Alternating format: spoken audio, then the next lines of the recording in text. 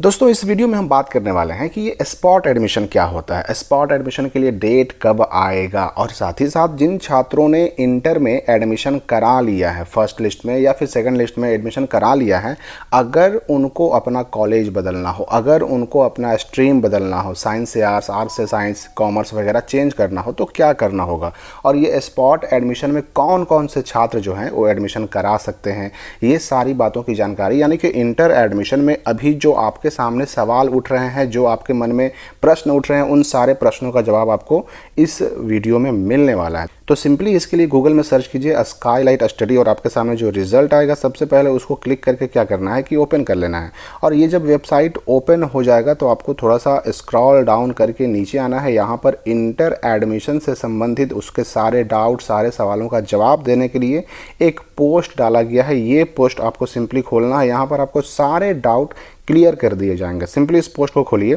और यहाँ पर आपको जानकारी मिलेगी। तो देखिए इंटर एडमिशन में चाहे वो स्पॉट एडमिशन हो, चाहे वो कॉलेज बदलने की बात हो, चाहे वो स्ट्रीम बदलने की बात हो, सब कुछ की जानकारी आपको इस पोस्ट में मिल जाएगी। यहाँ पर नीचे हम आते हैं और स्पॉट एडमिशन की पहले हम बात करते हैं कि ये स्पॉट एडमिशन आखिर है क्या।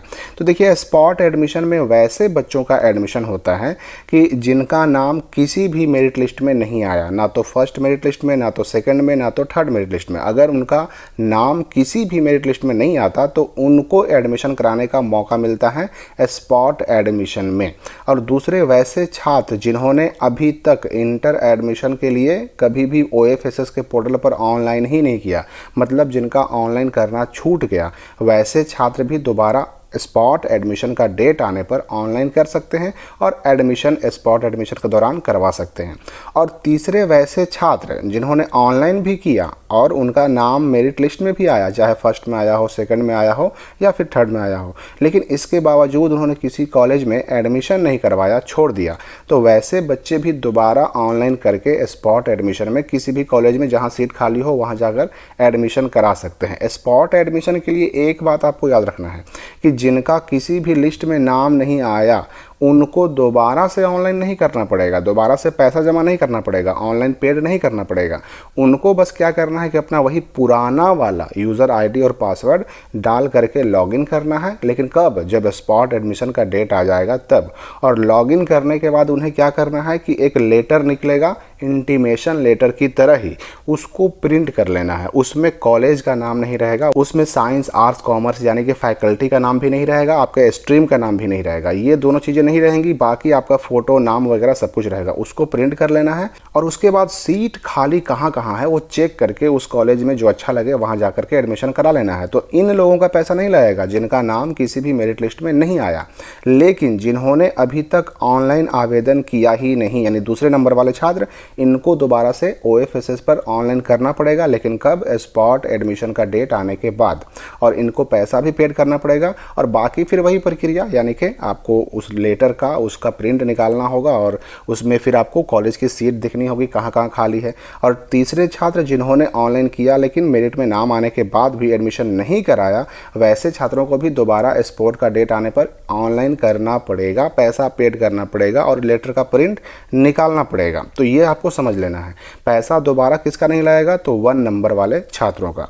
अब यहाँ पर देखिए, जिन बच्चों ने अभी तक फर्स्ट लिस्ट में या फिर सेकंड लिस्ट में एडमिशन करा लिया है, अगर वैसे बच्चे चाहें कि हम अपना कॉलेज चेंज कर लें या फिर अपना स्ट्रीम चेंज कर लें, तो याद रखिए कि जब तक जिस लिस्ट के एडमिशन का डेट चलता रहता है तब तक आप उसका एडमिशन कैंसिल करवा सकते हैं। और पहले वाला जब एडमिशन कैंसिल होगा तभी आप स्पॉट में जा पाइएगा।